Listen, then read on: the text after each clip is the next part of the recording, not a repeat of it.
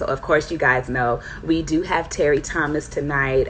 She is an extreme vet. I mean, to the extreme. My boss, my old boss, Bill Black, who is a vet, gave me her number to ask for more advice, and it was years and years ago. So that's how you know, man. If a vet then gave a vet's number out, that's how you know. I mean, come on, it's already understood. So we're gonna get Terri on the line so that we can things she's been through.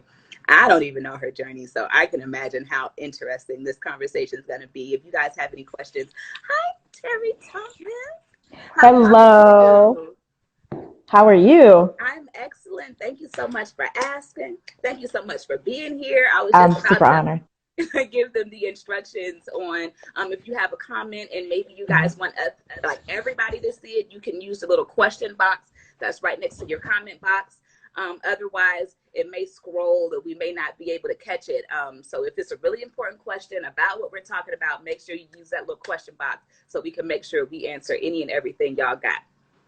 So back to Miss Thomas. How you doing? I am great. So, there's no haircuts happening right now, so I'm about my beanie life. On your head. I'm glad I have a collection of beanies because that's helping me out right now. That So, must be short hair girl problems. yeah, short hair girl problems. And normally, short hair girl, like that is life for me. I have to spend zero time on my hair except a haircut every 3 weeks. Have you So, ever had long hair? yeah, I have. But short hair is, I don't know, it just fits me. I've had long hair because, this is probably TMI for the guys on the call, but sometimes, guys be like, oh, I like long hair, the guys. Like So I'm like, but then, I end up cutting it short and I'm like, no, short is me, short and sassy. I'm Yeah. telling you, it looks real good on you. I would Thank love to you. go ahead and jump right in. Obviously, Yes. you got the box on your head, so we can let everybody know you are not only representative of the infamous box in Houston, but you are the operations manager. So you Yes. have several stations in your cluster, right? Yes, I do. So I'm the operations manager of Radio One here in Houston. So I have 97.9 The Box. I have a Magic 102.1, the People Station. I also have Radio Now 92.1, which is the top 40, which is so much fun. And we also have an HD2, Praise Houston. So I have 4 stations here. Golly. Yeah. But how long have you been operations, or did you become operations when you became program director?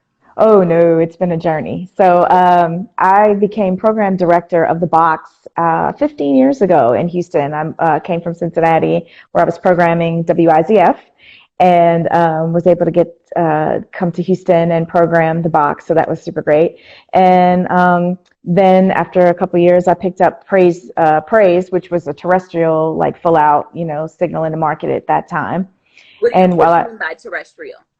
Well, right now, we're sort of terrestrial, but really sort of online. So we're HD2 and we're streaming, right? So we took that 92.1 and it's a long story with that, but now it's a top 40 station. So 92.1 was Praise. It's a top 40 station now. And then we have the Praise format on Magic 102.1's HD2 and then online. And of course, we have an app and all of that. So no, I came here 15 years ago to PD the box. A couple of years later, I picked up Praise, and then I spent 3 years going back and forth to Charlotte. So I had the 2 stations here in Houston, and then I was working with the Charlotte team and going back and forth to Charlotte for the stations with Radio One there. And then that assignment ended when we had lost our operations manager in Indianapolis, and they needed somebody to get up in there and get in the gap while we were looking for someone. So they reassigned Charlotte market.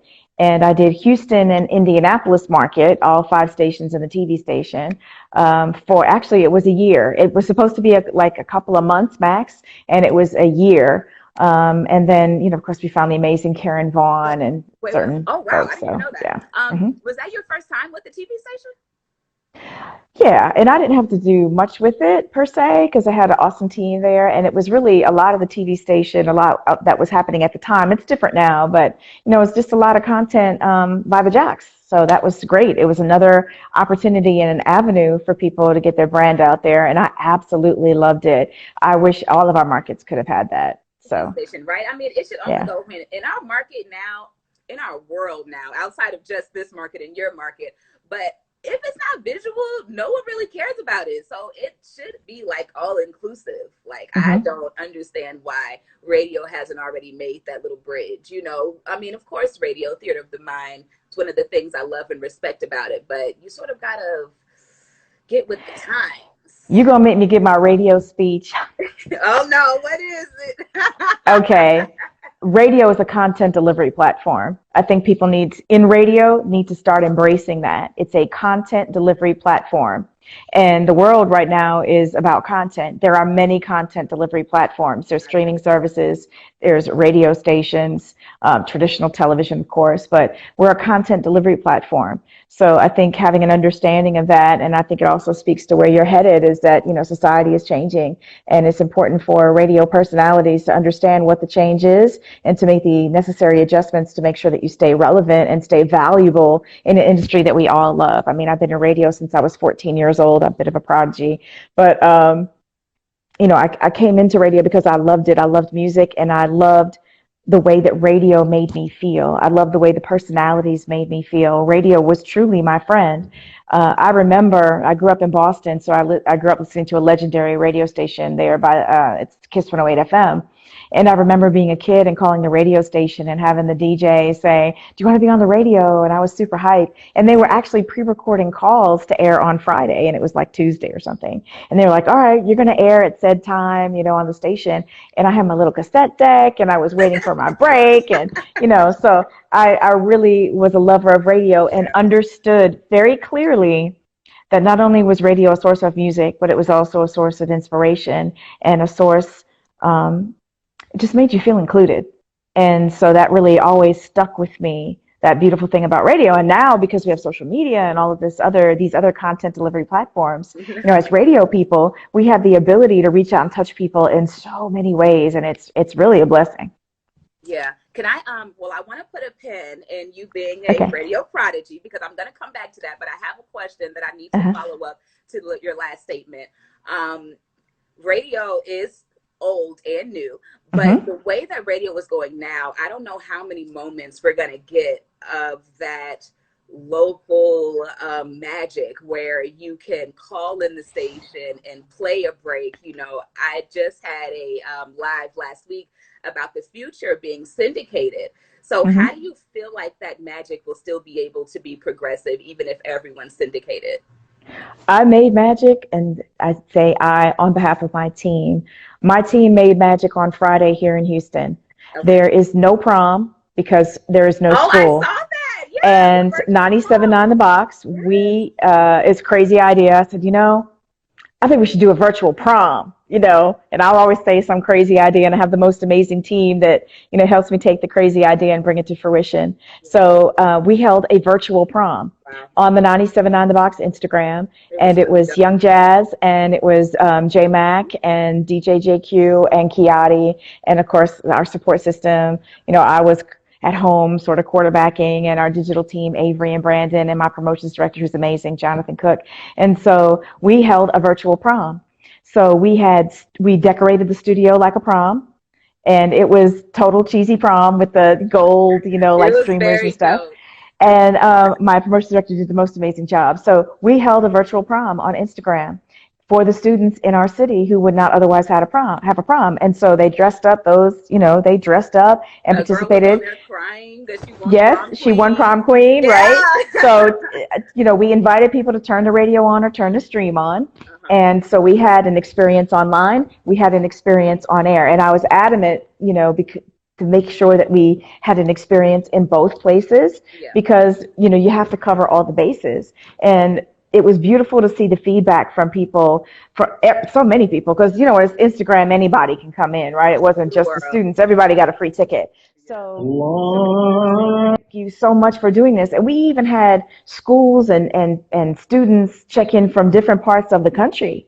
And then artists, we had just a tremendous amount of artists that popped in. We had Megan Thee Stallion and Kelly Rowland and Gunna and Fat Boy Freddie, and the mayor of Houston That is came on, and it was like a real great lineup. So to circle it all back, Hell yeah. Local radio makes a difference. Live and local makes a difference. You have to remix it to be relevant in the current time. But if you're a local radio personality, I would tell you, please don't give up hope. If you're a program director at a local radio station in a market, small or large, it doesn't matter. Creativity is what's going to win in these challenging times. And if you're somebody who can be creative, and if you're somebody who can build a connection, right? A connection with people, then I think live and local still can win and be relevant in a syndicated situation. I mean, syndication is a reality of what's happening out there, especially the fact that radio is hemorrhaging money right now. Nobody's advertising because what are you advertising? You can't go anywhere. The entertainment business is dried up, right? You're not saying to go, I mean, you might say, well, you can come pick up curbside service at the grocery store,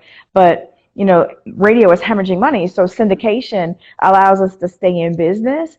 But I do strongly believe in great local personalities, and great local personalities can be difference makers for your community. And you could cause the company you work for to question whether you should be replaced by a syndicated person if you follow some of T's rules. Absolutely. And I like the Mm-hmm. rules, girl. I'll be on your Instagram. The rules, baby. Free game. The rules. We're going to go back to Terri Thomas as a 14-year-old girl studying for, what was the test name that y'all had to take? The FCC third class license. Yes. Y'all had to get certified. I did. I still have it too, and I won't pull it out because I don't want to age myself. But I have my original third class FCC broadcasting license. I had to study. It was like a book this fat. How did a 14-year-old think that I am going to study this and take this? What was your mind like back then? Determined. Oh, determined. It's just literally determined, and it was just determined. I really wanted to be a part of something that meant so much to me. And I felt like, it could be a thing. And so I took the test. I passed it on my first go, which was a miracle. Because you could ask me those questions now, I'd be super stuck on and stupid. You've been in it for a long time. Right. So, and the guy that was over the station, he made good on his promise, right? So he was like, yeah. So he gave me a shift after school. I brought in my dad's records, and, I'm a type A personality, a Leo, no surprise there. So I started finding places I could make a difference in this small community station, and started organizing stuff, And what made him give you that opportunity in the first place?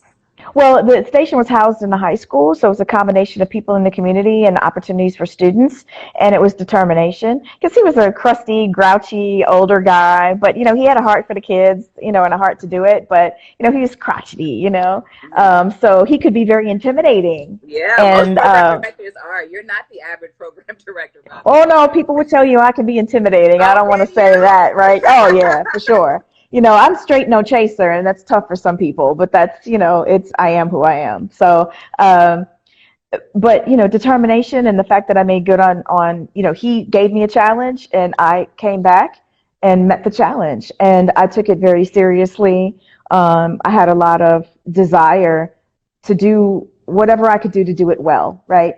And I think that's true for anything that you want to do in life.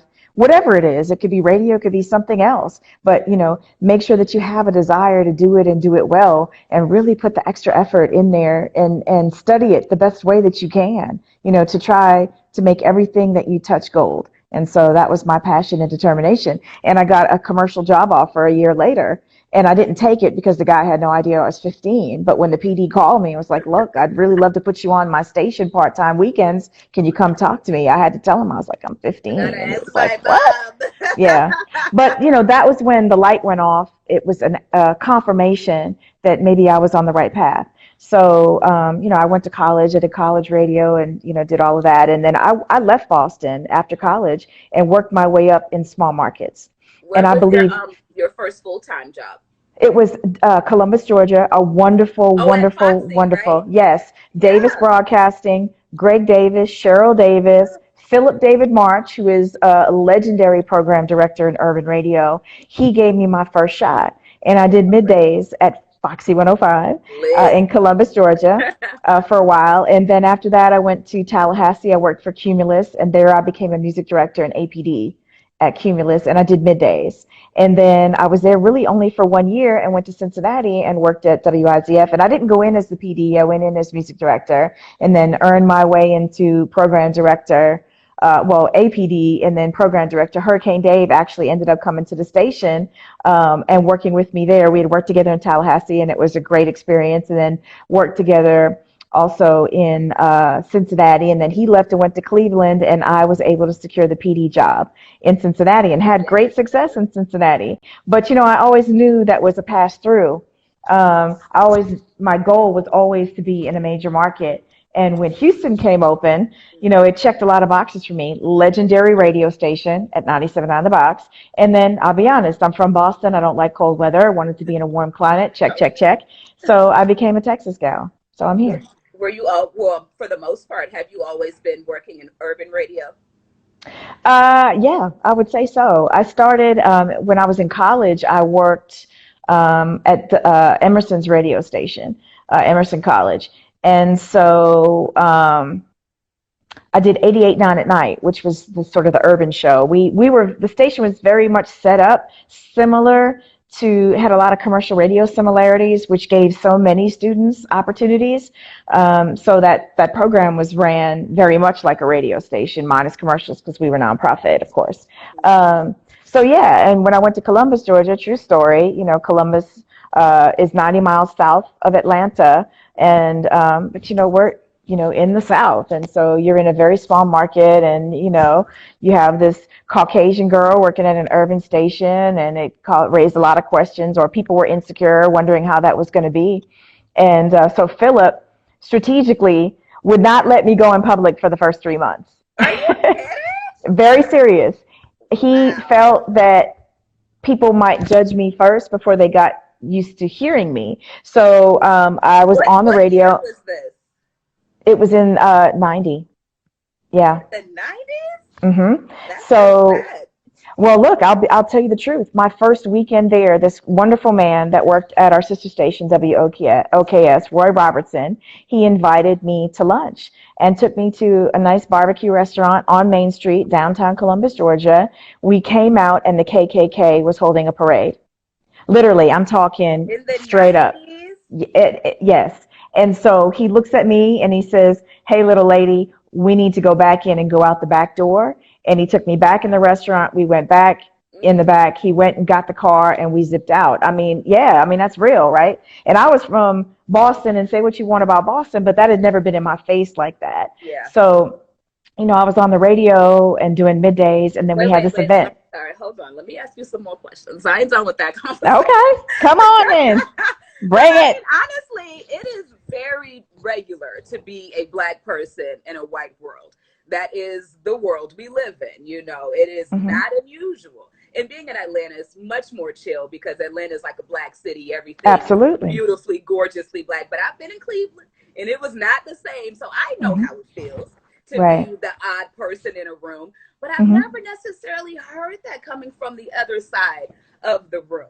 Like, how did you go all this time being the white woman in the Black room? You have to respect people. You have to I am not Black. I do not know what it's like to be Black, period. I could be empathetic, and for sure, because I think as humans we have empathy. But you have to respect people. You have to respect the culture. You have to educate yourself about the culture, period. Philip was amazing because he believed in my talent and my gift, but he was I would say Philip gave me my doctorate. He gave me my postgraduate, because he made sure that not only did I learn everything about radio that you just don't learn in school, right? But it was also about knowing my stuff.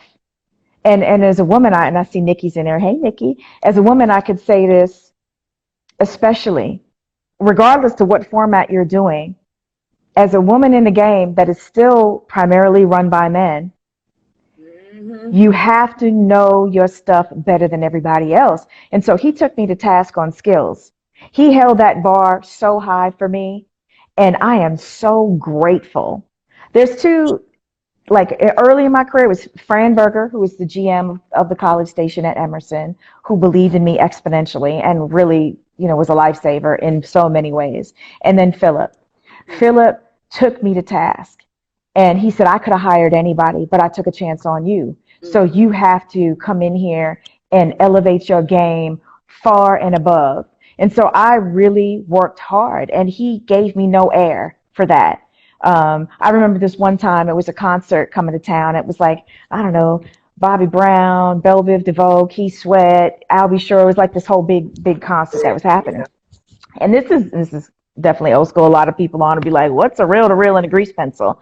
But we didn't have new stuff. It was a reel to reel and a grease pencil. So where you're making commercials on like a track player with a reel to reel and a grease pencil and tape, and that's how you're putting together commercials and recording audio, and you're having a multi-track in the old school way. It's real talk. So razor blades, right? Cutting and splicing. And so Philip said, do the spot. And so women in the business, especially up until that time, a lot, and I don't want to blanket it because I know there's a lot of amazing women that my predecessors that really made sure they had the skills. But he was like, you won't be a woman in the business that only knows how to crack a mic. He's like, you won't be. So he made me go in there and cut the spot. And it sucked.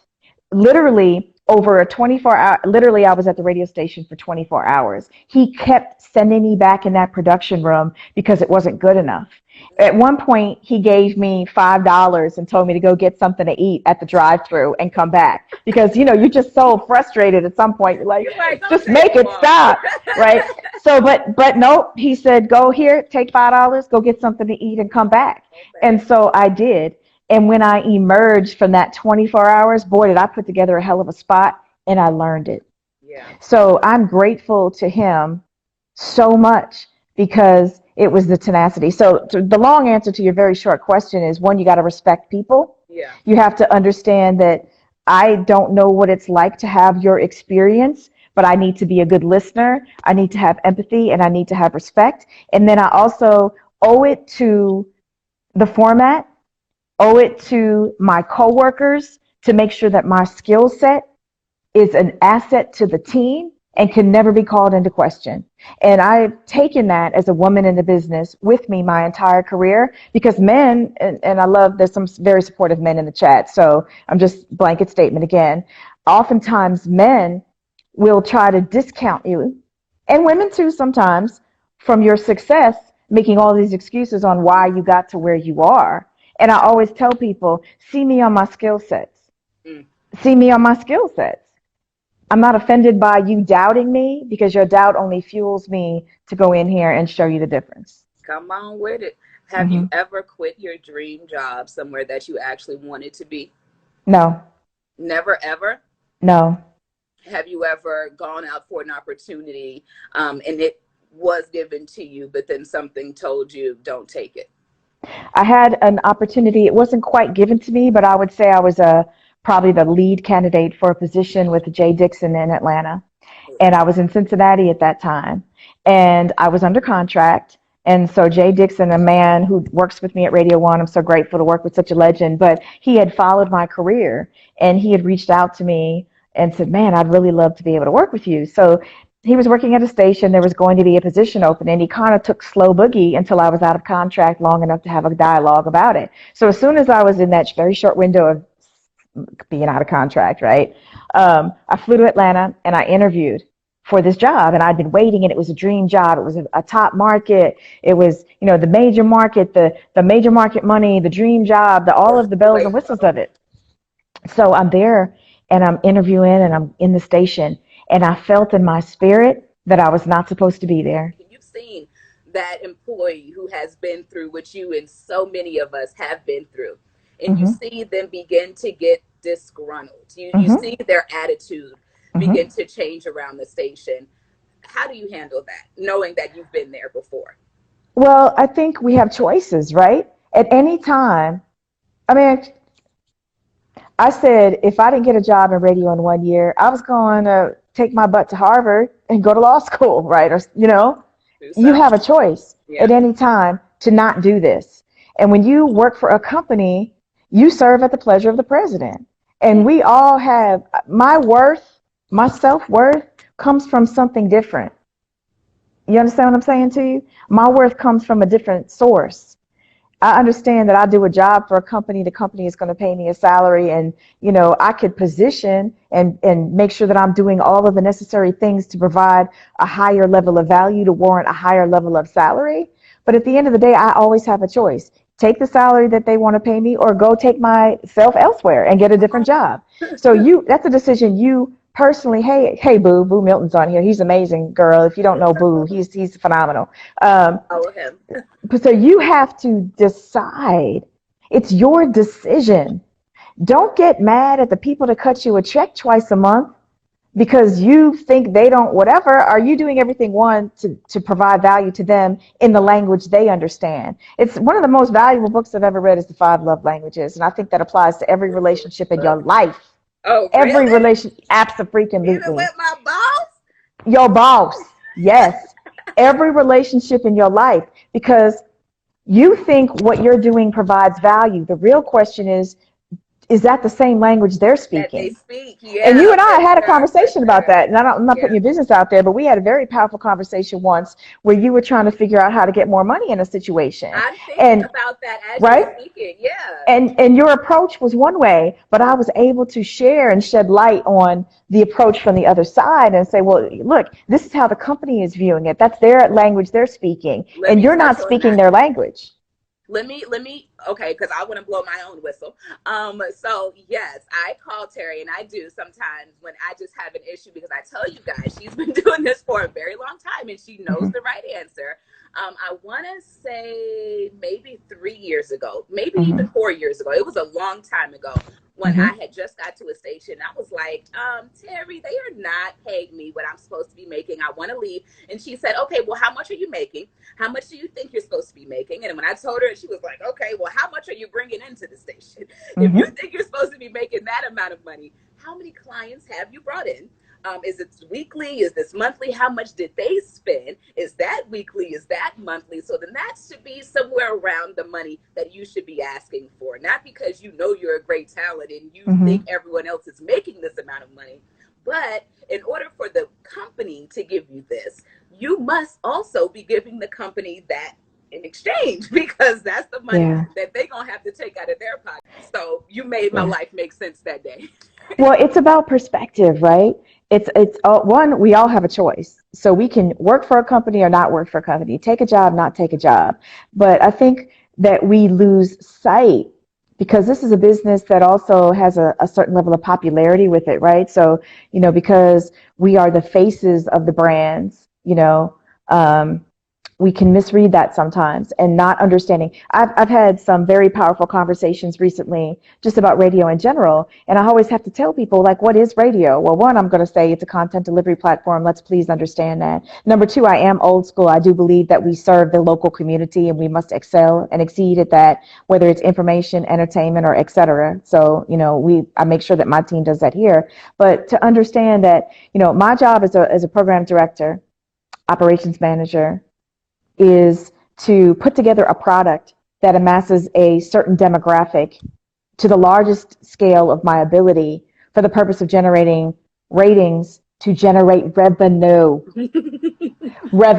right? Because Money. Yeah. Radio One, Yeah. iHeart, Cox, Cumulus, Davis Broadcasting, Blue Chip Broadcasting, Alpha Media, let's name them, right? They are all for-profit businesses.